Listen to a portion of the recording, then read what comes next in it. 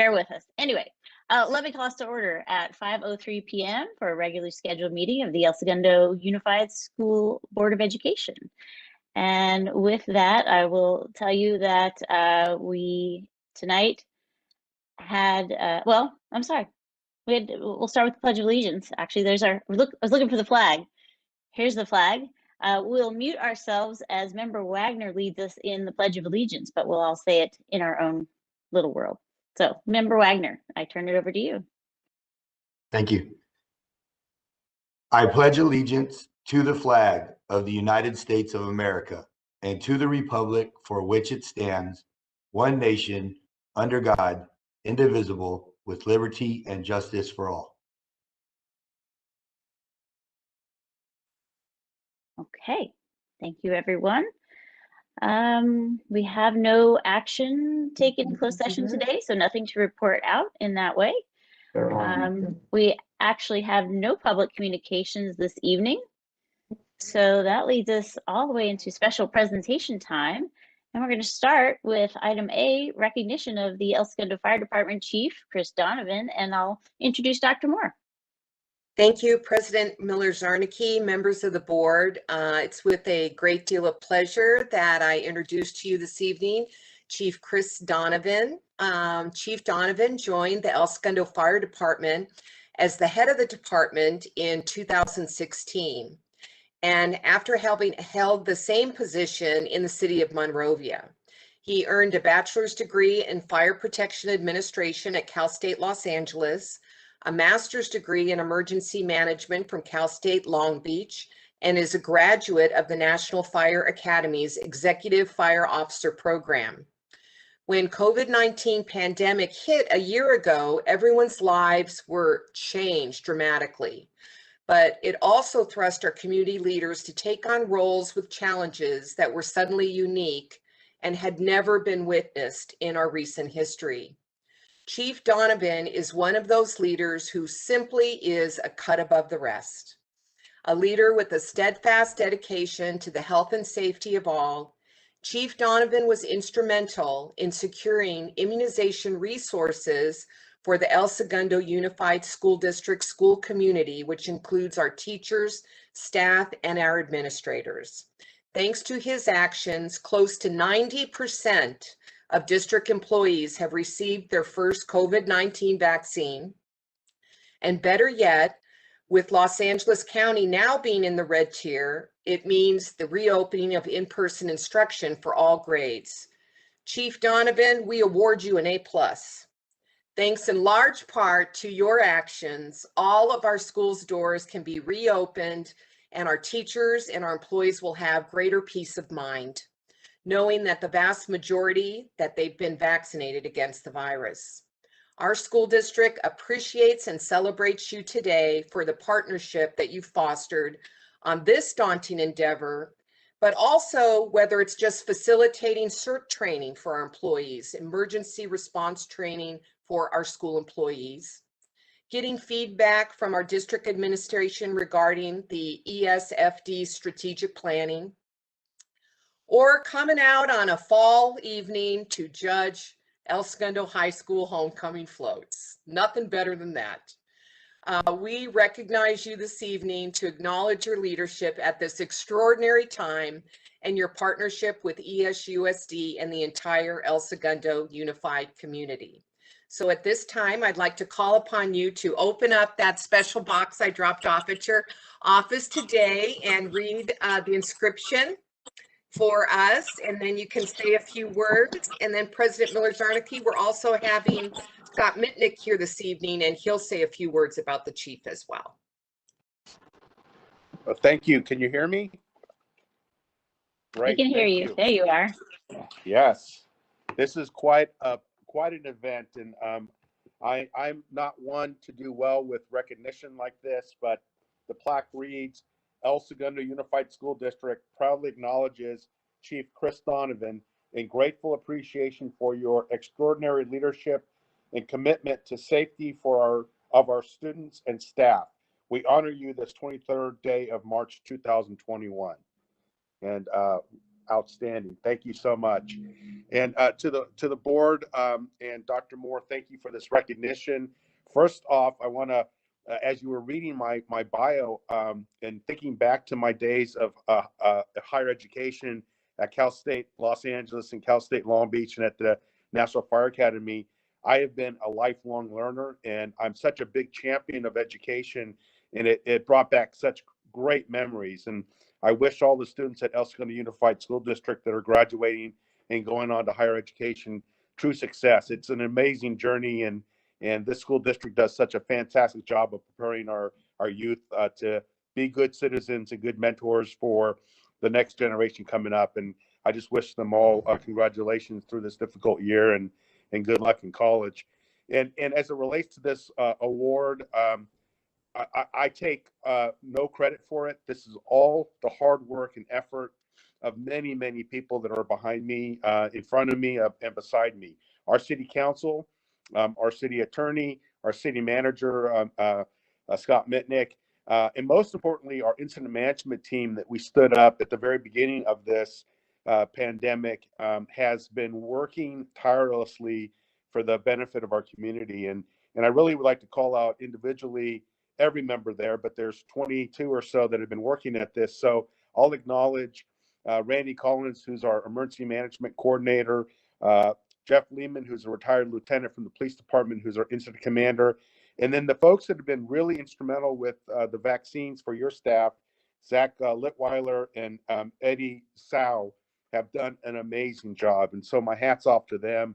And this award is more theirs than it is mine, truly. And I just want to say thank you so much for acknowledging the fire department and acknowledging the hard work and effort of the men and women of the El Segundo Fire Department. And for this award, I will cherish it forever. So thank you very much. Well, Chief, we're honored to have you here, and for everything you've done for our city. Like, I've watched probably most of your reports on city council, you know, every time you are giving an update, and your team giving updates, and it's been so much extra, I'm sure, on everybody's mind, stress, workload, everything. But you give us such confidence in everything that you're doing and how you're all doing it. So I want to thank you as a resident also. So thank you. Scott, I see you're on there. Do you have some words to add in this very exciting moment? Yeah, obviously I should have had the fire chief put him in charge of the audio system here in my office. I can hear now, so I got the tail end of that. So thank you to the board and the superintendent for recognizing Chief Donovan, and I'm sure his comments were shifting the credit to the incident management team and the men and women as part of that, right? He probably did that. He's right, but you know what this does demonstrate? It demonstrates and illustrates how well the city and the school district work together to communicate, help each other out, whether it's for the vaccines or just to help get the word out to the community about joint use, instruction, access to facilities, and so on. It's great partnership. So you're really celebrating the partnership tonight. Thank you for that opportunity. And Chief Donovan, great job. Thank you, sir. Just real fast, Tracy. Chief and Scott too. I see you guys on the subcommittee every once in a while, but I'm a part of LACSTA, the LA County School Trustees Association, and so we meet and listening to other districts trying to figure these things out, and just they're nowhere near where we are. And I really want to thank the city and Chief. You're going to pass it on to everyone else. I know you will, but it starts at the top when these things happen to get things done. And we would not have our kids where we are right now without this partnership. So I just really, really hope you know how unique this is and how much we appreciate it. Thank you very much. Yes. Well, thank you again for all of that, and for everything that's going to keep moving forward as we keep moving through our tiers together. Your partnership is priceless. So thank you. Thank you, ma'am. Okay, and Chief Donovan, if Chief Donovan can come over and help me with my audio system, I'd appreciate it.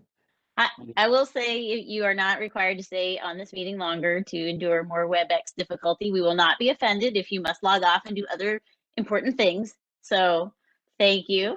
And we hope to see you all in person someday. The El Segundo City Council shares your support of the chief and the men and women working in the IMT. Thank you. All right. Good afternoon, gentlemen. Thank you for being here. Thank you so much. Hey, that was lovely. All right. Our next special presentation this evening is from our friendly student body president, Benny Villa. So please, Benny, your turn. Thank you. This week is not much has really happened these past 2 weeks, but I'll still give you the rundown. We had our Lean Crew event, welcoming back the freshmen this Monday. Yesterday, we had about 250 students show up. They just gave students a tour around the school. We were able to hang up posters all over the lockers since they're not in use this year, so the school had a really nice welcoming back vibe. We also had our second and final senior pods on the 22nd as well as the 15th. Just did a lot of arts and craft things like that, made some posters that we were eventually going to hang up. Plenty of seasons such as girls lacrosse, football, and so much more had their first games within these past 2 weeks, and they will continue on. So that's been really nice to have. And then finally, thanks to all the work you guys did, we will be returning back to school this week. That is all. All right.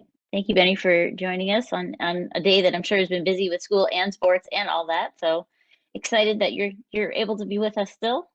And we look forward. We wish you good luck this week coming back. All right. Our next presentation this evening is the State of the Learning Connection address. Dr. Moore, would you like to introduce our special guests? Yes, it's with a great deal of pleasure I introduce our Learning Connection team, Ms. Guadalupe Grijalva and Ms. Denise Escuna. And I just want to give a personal commendation to them. You know, when we were all required to shut down, including our child care program, the first program to restart in August of 2020 was the Learning Connection program with a summer day camp. And both Miss Denise and Miss Guadalupe were rock stars in staying the course, reassuring the employees, welcoming the children, and it went off seamlessly. And to this date, we have no community transmission in that program and no COVID cases at all. Knock on wood. But congratulations, because that was the program we could point to when we went to reopen schools to say, look, it's working over here in our community today. So thank you, Denise and Guadalupe, and I'll turn it over to you. Thank you, Dr. Moore. Good afternoon, school board members, President Miller-Zarnicki, and Superintendent Moore. Today, Ms. Denise and I are here to talk to you about the Learning Connection. For the 2021 school year, it's been a little bit different than what we're used to. So TLC is the before and after school program that exists at the elementary schools, both at Richmond and at Center Street. So traditionally, we provide childcare for students before school and after school. But this school year, our program had to adapt to the learning needs of the students because our school year looked very different. So we were able to offer childcare while students were in distance learning. And then once we started returning students to the hybrid program, we also offered support for cohorts, whether they were in AM or PM after or before they had attended their sessions. And parents have really been receptive and great partners with us for this program.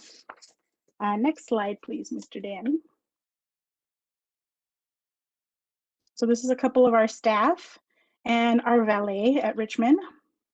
Next slide, Mr. Danny. Thank you. So in looking back at this school year, it's really been amazing to see everything we did and every step that we took.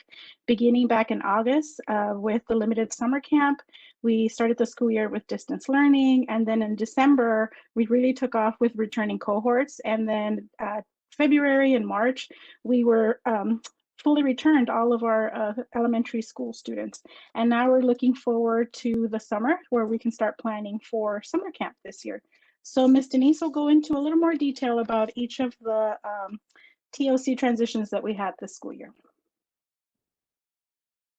Next slide, please. Thank you. Thank you, Ms. Guadalupe. We'll start with our summer day camp that was our kickoff. We were all very excited to be back with our students. We had at that time a 10-to-1 ratio, and we had 18 students sign up. So for the summer camp, we couldn't just open the way we typically have done for the last many years, I believe 26 to be exact. We had to rethink everything. We had to figure out how we were going to keep our integrity as a program with the guidelines that were given at the time. So we had to work in physical distancing, we had to work in mask wearing, and we had to work in an additional hand washing regimen for these children. And all that at the same time, trying to make it fun for the kids. We did a lot of activities during the summer. We did journaling, we did yoga. That was super fun. We did a lot of single-use kits for art, and we even got to make paper mache piggy banks, and that was fantastic. We also separated all of our supplies into individual bins. So you'll see a picture of a child playing with Magna-Tiles. That was in a bin that only that child played with and was then cleaned for the next child to play with. We also had individual supplies for each of the children. So there was no sharing of scissors, crayons, markers, and the kids really enjoyed and took care of their supplies throughout the summer.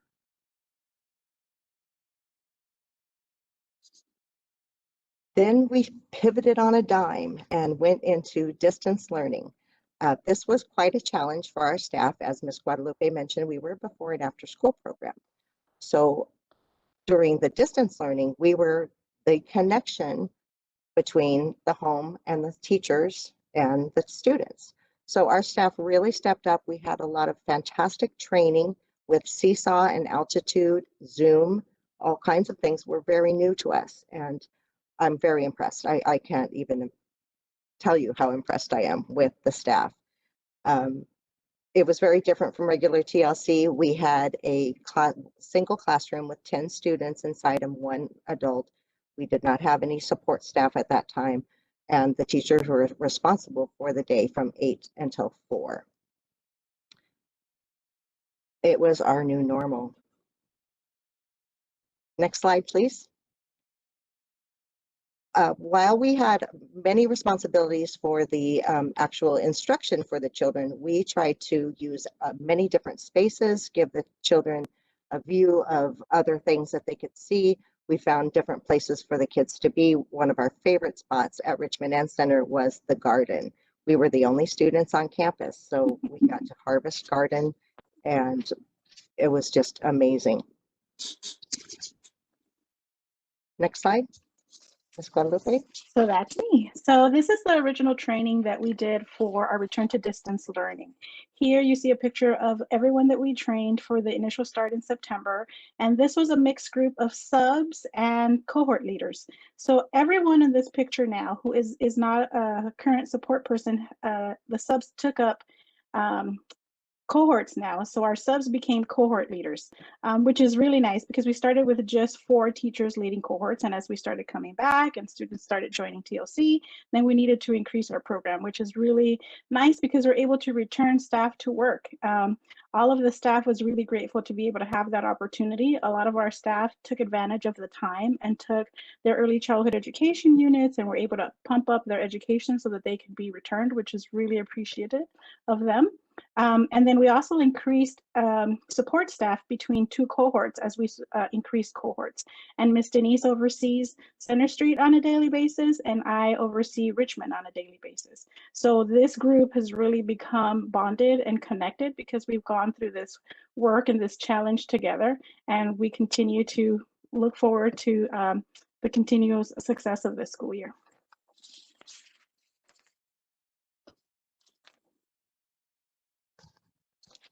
In December, we saw the return of the hybrid TK second grade. This was a very exciting time. The children were excited, we were excited, but we had to learn a couple new things. We still had our ratio of 10-to-1, but we have now 50 students that joined our program. And we did also continue with our distance learning for our older kids that weren't brought back at that time, 3rd, 4th, and 5th grade. So we had added cohorts to accept more children. And we had increased communication with the teachers. That was extremely helpful that time. We got our playgrounds back at this time too. That was a game changer. We were so excited to be able to go out on the playgrounds and use our muscles and use our imagination. It was absolutely fantastic. We also got to do a little bit more art, which is what we have been known for in the past. And we also had to keep, with doing all these different things, had to keep a closer look on our time allotment because now we were escorting the children to and from class. Next slide. In February, we saw the return of our third grade students, and we also increased our ratio to 14:1 per the guidelines. And at this time, we had 68 students, so we're growing. We still have our valet outside to welcome the students each day. And we also had an upgrade in our internet access, which was very helpful because we had more students in each classroom using the internet. So thank you, IT, for that. We also at that time filled our existing cohorts and figured out different ways to keep all the children on track.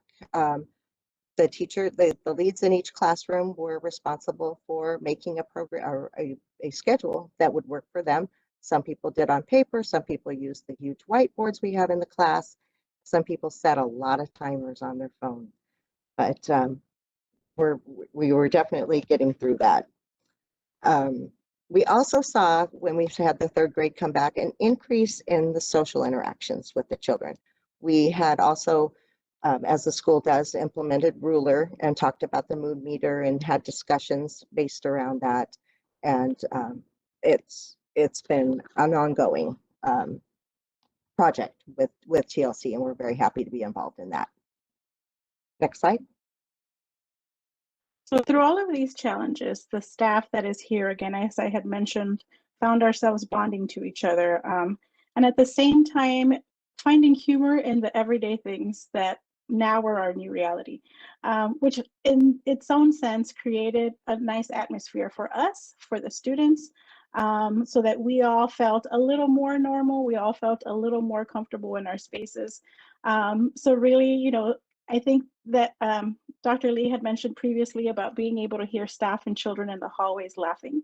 So being able to hear staff and children laughing at TLC really was, in those moments, helps you to see, like, you know, this is a good thing. It is so great that we're open. It is so great that we have these students here, and it's so great that we have staff working at TLC again.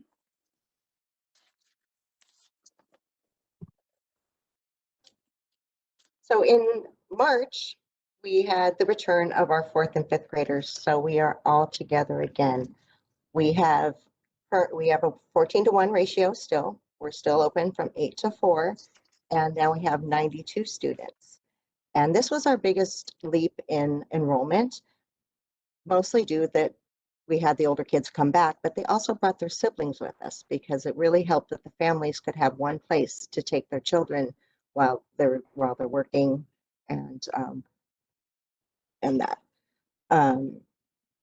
Also, we added cohorts at this time to make sure that we could take the amount that we're applying. I'm happy to say we haven't turned anybody away, and we are still growing. I had 3 phone calls today.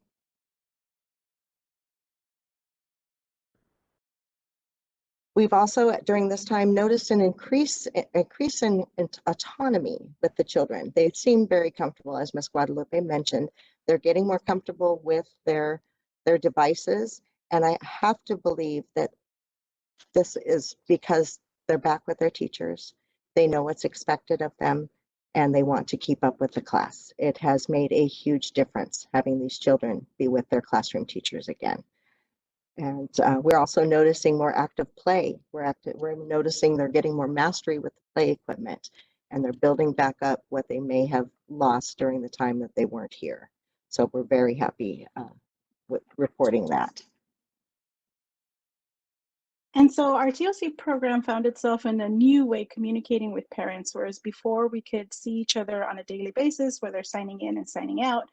Now, with the restrictions of parents not being able to come into the program, their primary contact was email. So we took advantage of that technology, and all of the staff were issued iPads so that they could have access to receive the schedules that the teachers were sending for their students in the cohorts, as well as being able to communicate with families, send out information on a daily basis.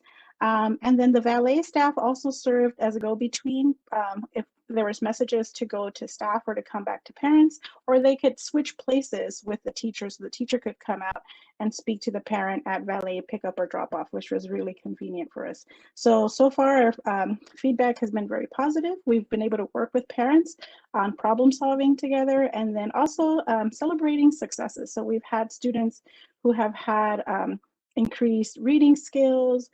Teacher feedback has been that some of the students are completing more work on their seesaw and altitude. The quality of the writing and the journaling is increasing. So that's very exciting for us to know that we're having a positive impact on student learning. And then we've also offered TLC on non-school days like winter break and coming up spring break, where we have digital free days. So there's no digital device coming in. We're all doing play and good times. You know, we've had scooter days and, you know, playing sports out in the baseball field here at Richmond or out at Center Street.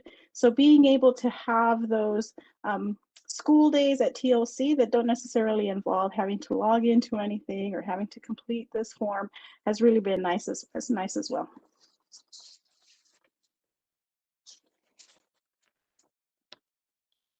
So what's next? We are planning and looking at activities to have a probably an 8-week summer program, building on our last summer's 3-week program.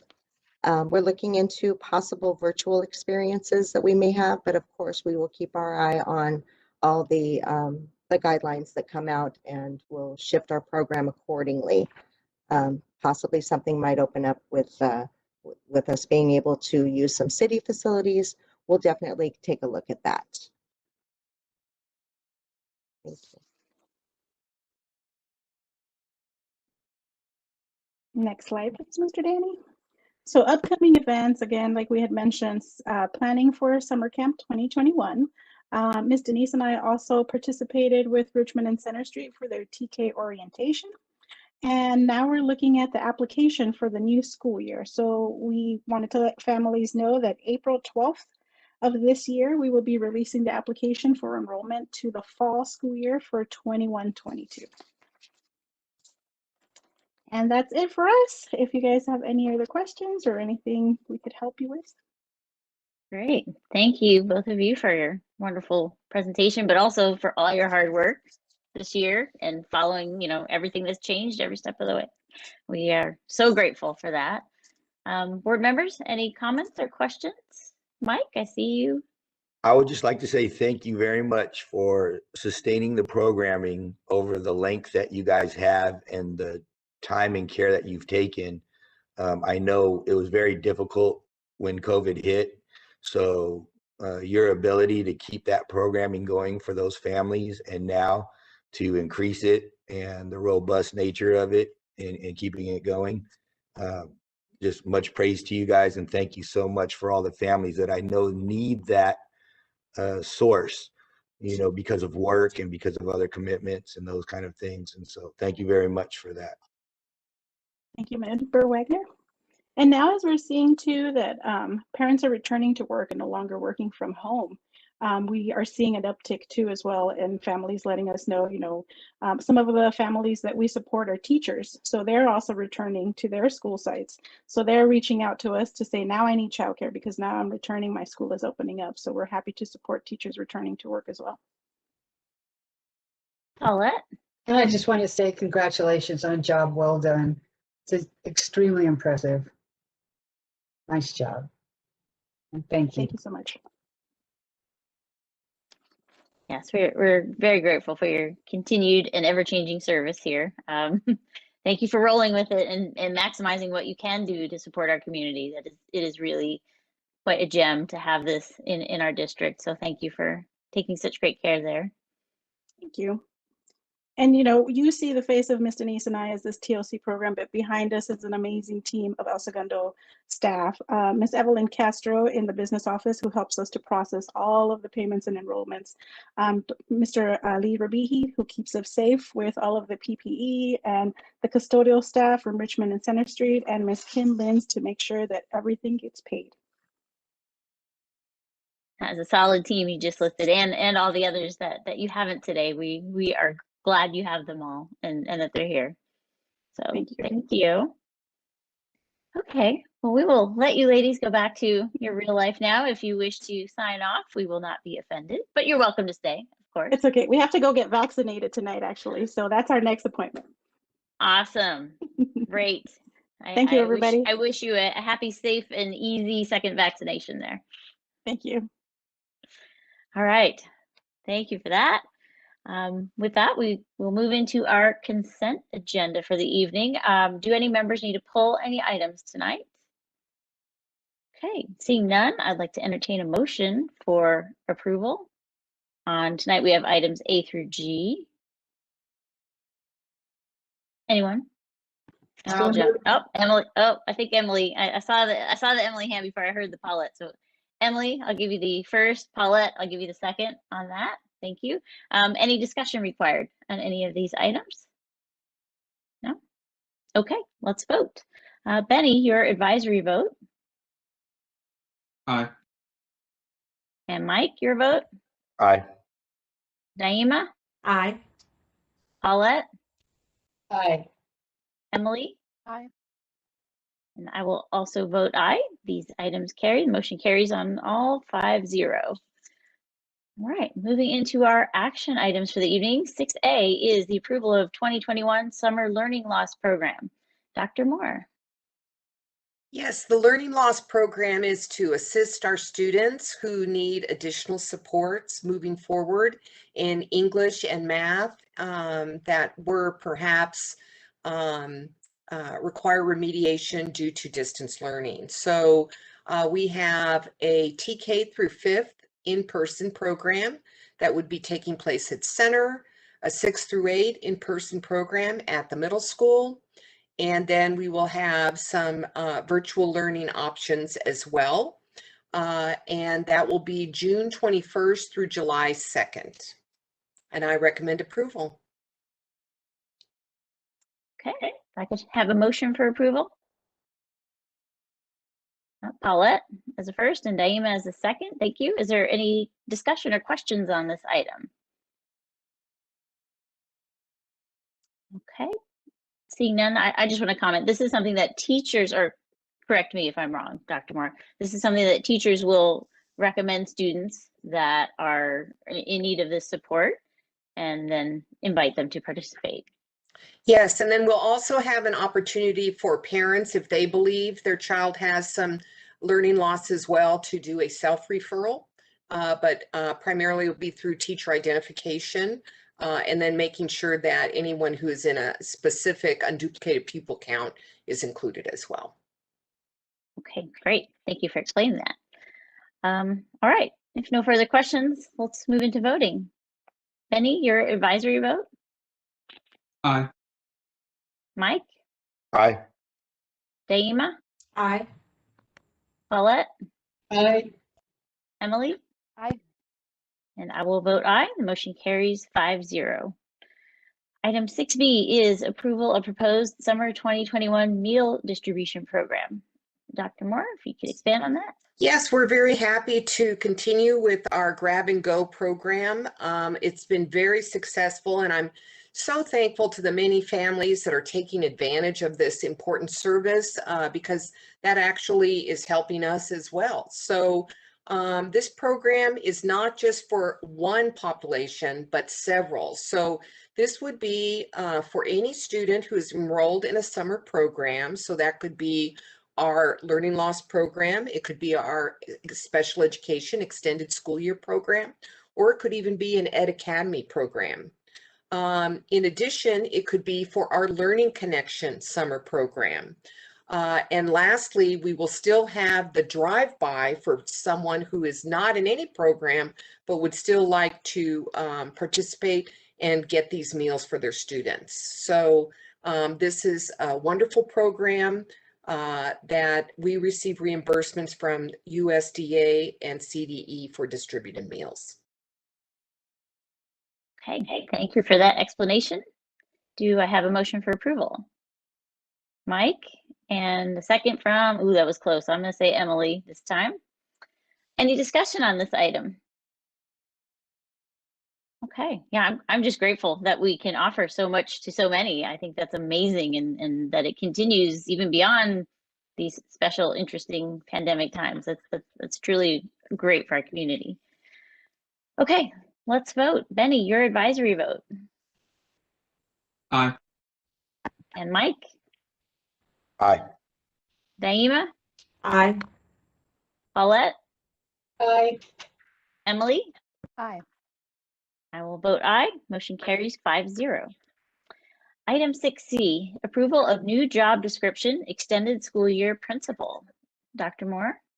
Yes, this principal would oversee the summer programs that we have going on at the school, which would include our special education extended school year, our learning loss program, and also perhaps assist with the elementary or through 8th grade program that the Ed Academy is offering as well.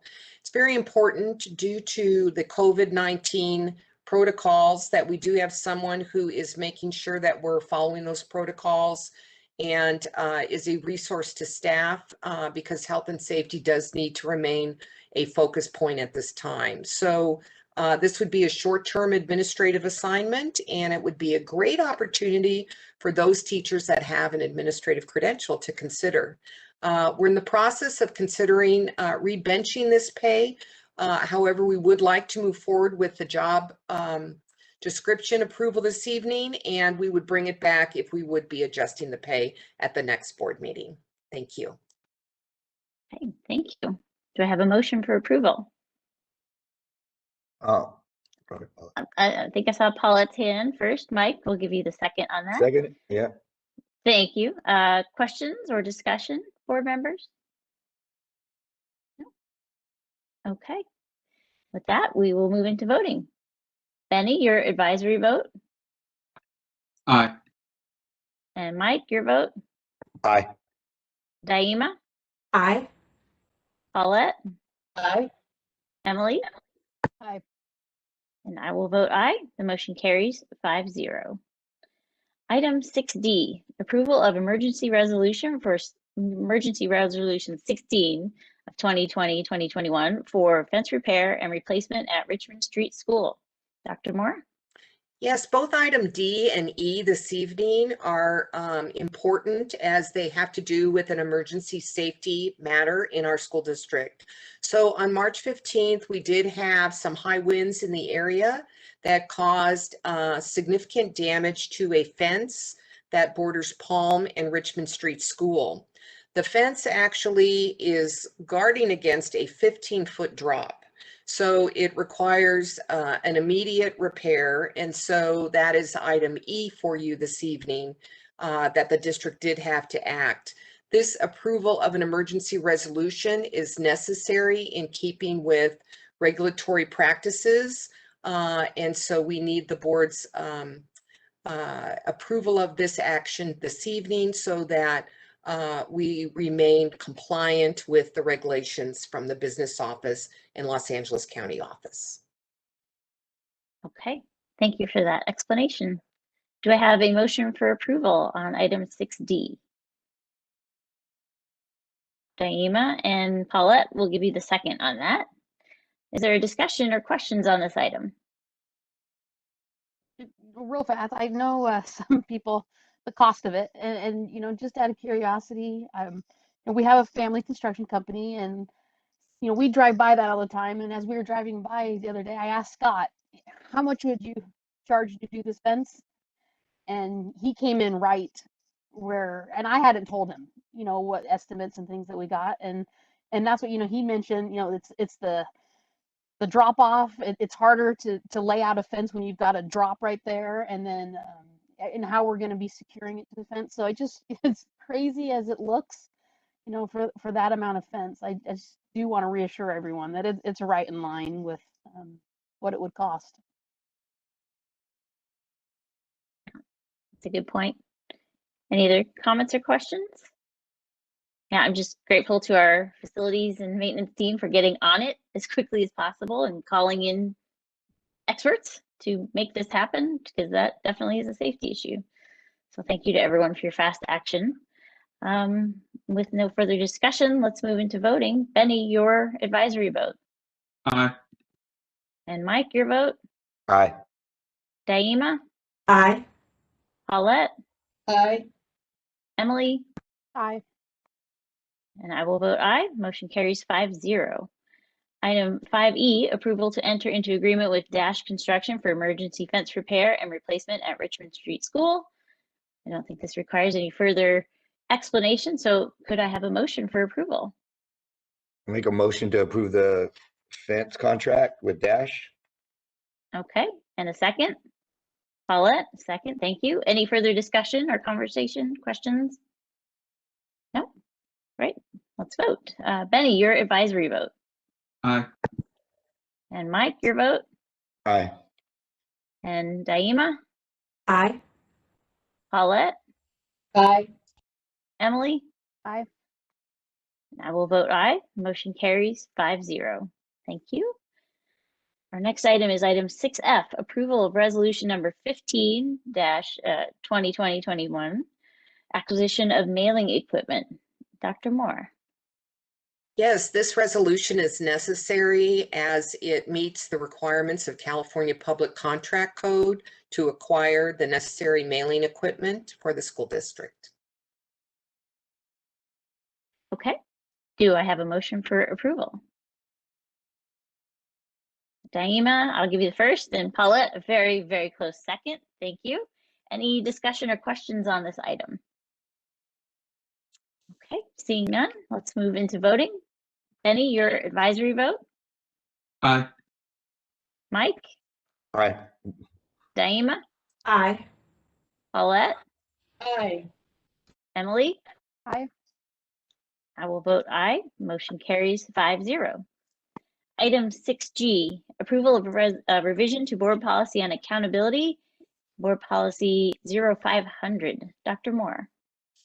Yes, this revision is brought to you this evening in accordance with California School Boards Association, and they are recommending a revision based on various regulations, and I recommend approval. Okay, may I have a motion for approval? Motion to approve. Sorry. That's great. No, thank you, Mike. And I did see Daima's hand go up right along Mike, so I'm going to give this one to Daima. Thank you for the second. Any discussion on this item? Just like to say it's the language is extremely more relevant to what the regulations and more inclusive to what we're trying to accomplish as a board in regards to the overarching policies. And so better language. So I urge everybody to go and read it. Actually, that's watching is to read these new edits, because they are actually extremely good in the sense of that language that we need to be more accountable to our community. Great. Any other comments? Okay, let's vote. Benny, your advisory vote. Aye. Mike, your vote.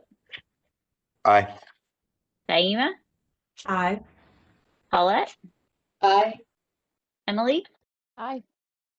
and I will vote aye. Motion carries 5-0.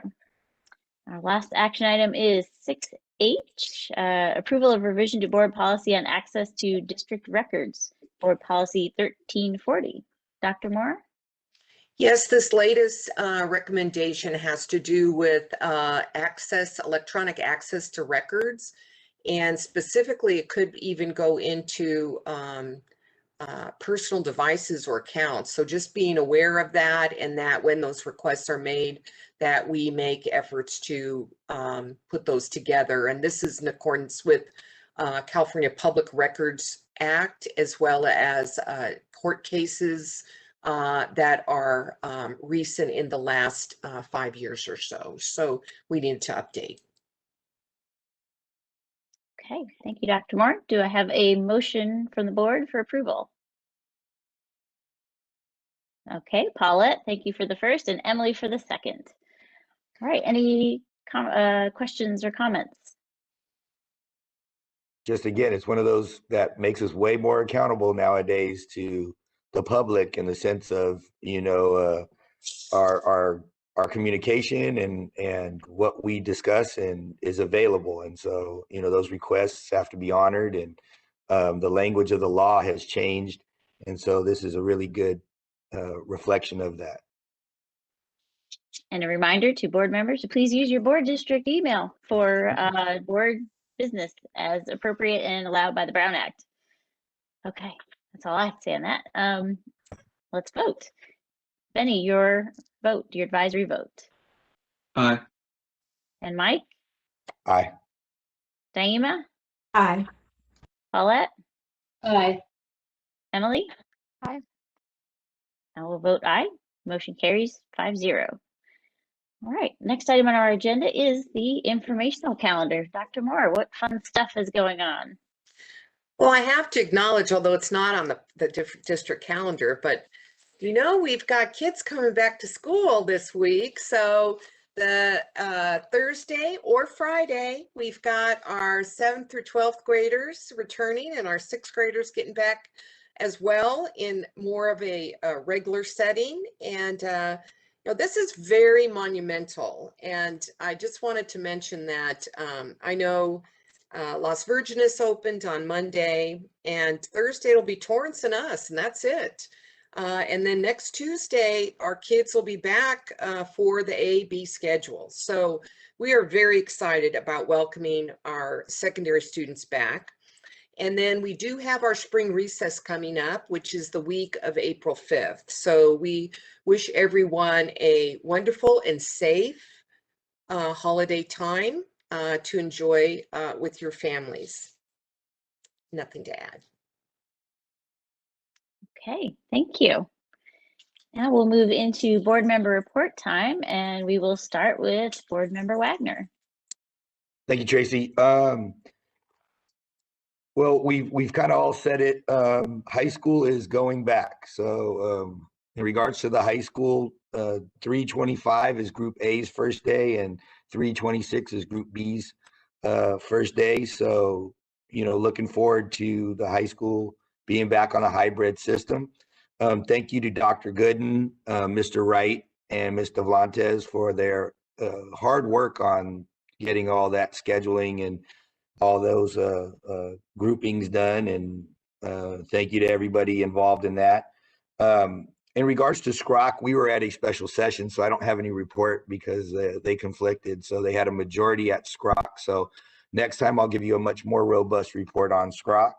And then I just wanted to say thank you to, I think, a group that gets overlooked. And, you know, being back on the campus in the hybrid and coaching and the kids back is, you know, our maintenance staff is out there every day cleaning, disinfecting, in addition to the other duties that they have in maintaining the campuses.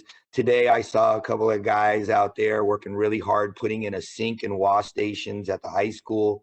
And so they're doing a lot of extra work on top of their duties in regards to keeping this place, you know, clean and safe for our students and the personnel and staff. And thank you to the admins and, you know, the teachers, especially for their commitment to getting back for our students. So I just wanted to say thank you to everybody involved in getting us all back and maintaining that.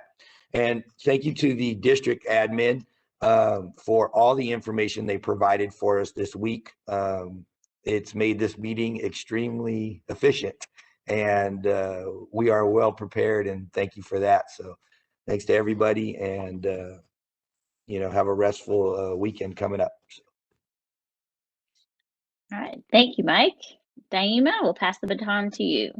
Excellent. I would love to report on my 3 areas. The first one is Center Street School. Just want to let you know the bond money is at work. The new interior library remodel is coming up. We also have the new driveway entrance for the school, which will be ADA compliant. That as well will be taking place.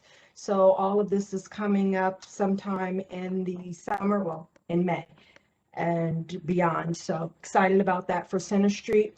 For the El Segundo Council PTA combined with ESUSD, we are having our second series. If you are available this Thursday, I advise you to please register because we have Dr. Mo Gilbert, and he is talking about teens, stress, and anxiety. Again, that is this Thursday from 6 to 7 p.m. And it's with that, the teen stress and anxiety. On top of that, it says how parents can help.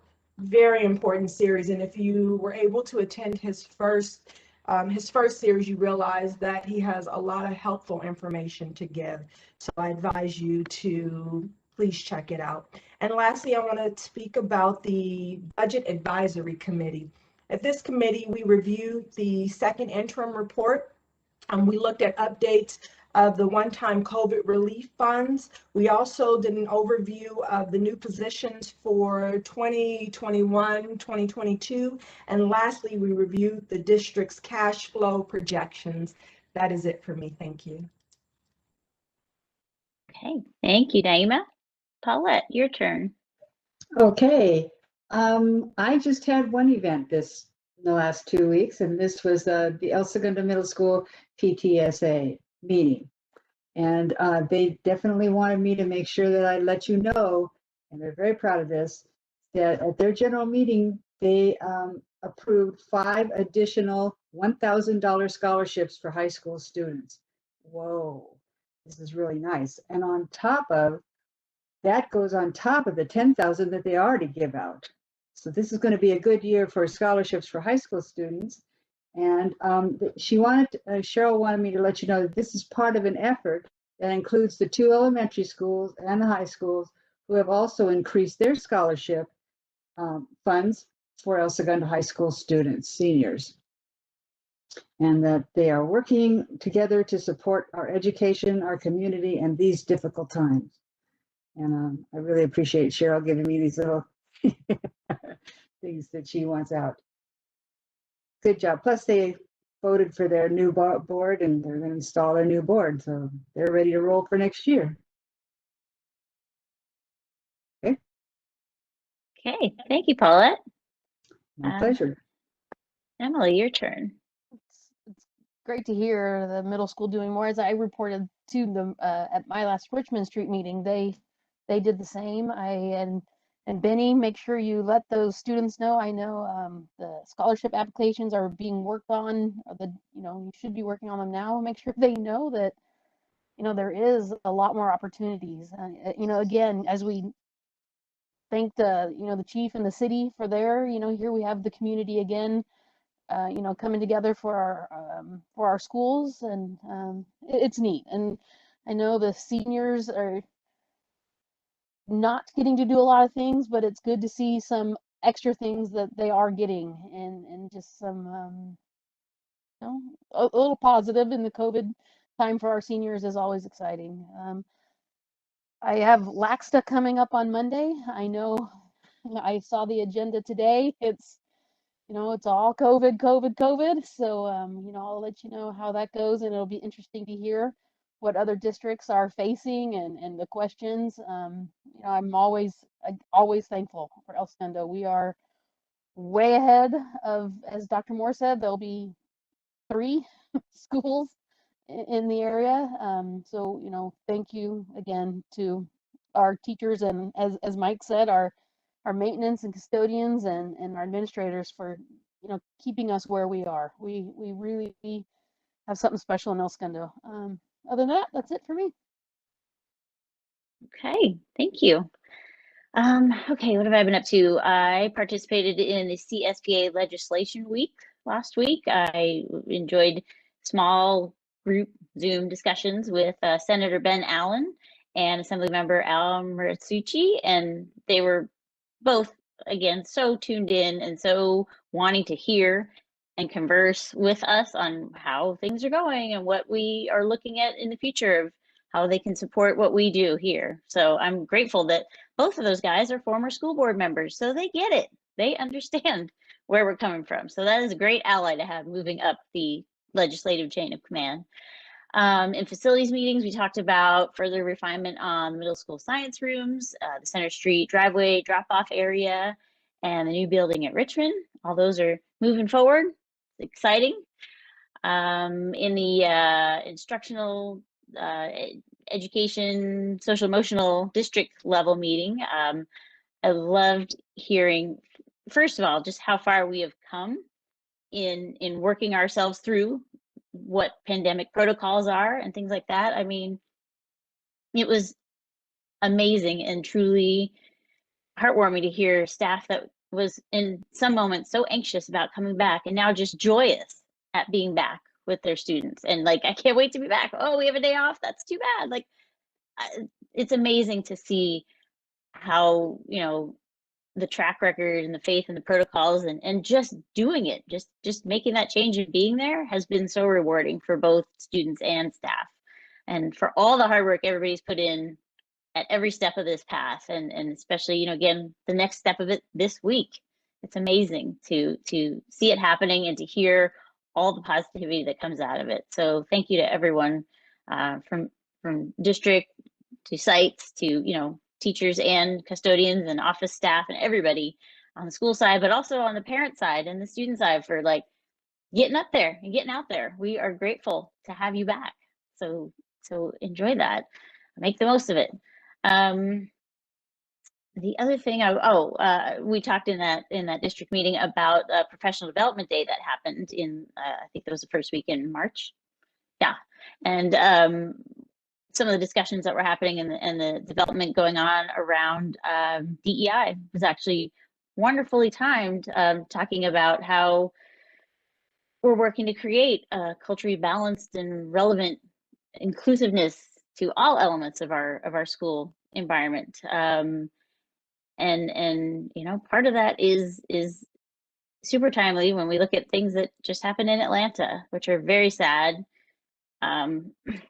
Every time I hear about something that's a hate crime related, my heart drops. And in this moment, you know, I send out my support and my positive energy to the AAPI community. And I want to say, anyone locally affected by this, please use our school resources if you need support in this time. You know, I'm glad that our district core values and our graduate profile and a lot that we do work towards supporting respectful, globally minded citizens. I mean, we're doing some great work for the future generations. But for those that are here now and have to struggle with these kind of attacks and this abhorrent behavior in society, I'm glad we also have the supports for you at this time to talk it through and process all this stuff. So please use our resources to lean on and work through these kind of things. We are here for you. I think that's it for me. I just want to say again, thanks to everybody for what's happening this week. Once again, steps to reopening are amazing, and for all the hard work that's gone into that, I believe it is well worth it. And best wishes to everyone coming back to our campuses for the first time this week. My middle and high schooler have mixed feelings about it, but I think they're really excited. So that's really what's happening. And I hope everyone shares that. And best wishes with that. And then please enjoy a restful and safe spring break. Okay, Dr. Moore, to you now. Yes, I'll keep my remarks a little brief tonight. I'm only going to target the issue of the recent change that was issued from CDC, the California Department of Public Health, and Los Angeles County regarding how many feet it may be between student desks. So there has been a shift where the guidelines are now that we could go as low at a minimum of 3 feet. So I look forward to gaining further clarification this week on our superintendent's call with the Department of Public Health and hearing from Dr. Ferrer and Dr. Gilchek regarding this issue. I'm pleased to share that today we came in at 3.7 adjusted case rate. So orange tier is just around the corner.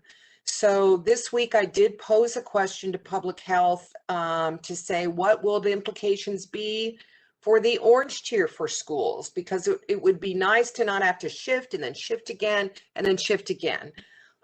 Because we're talking about students, we're talking about teachers, we're talking about parents, we're talking about arrangements, plans, and allowing everyone to kind of take stock. So at this moment in time, we're really focused on successful return of our secondary students. Obviously, they have not had the luxury of being in school since December. And so we really want to get it right. And we really want to make sure that it's done safely and thoughtfully and in a meaningful way. So we will be taking a look at it on the 3 feet, but we need to consider our logistical implications.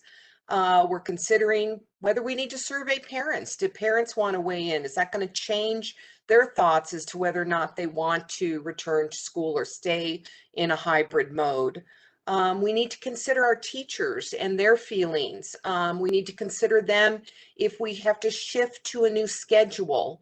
It's important their voices are heard as well as to what would work best. They've been teaching in a hybrid, especially our elementary since December.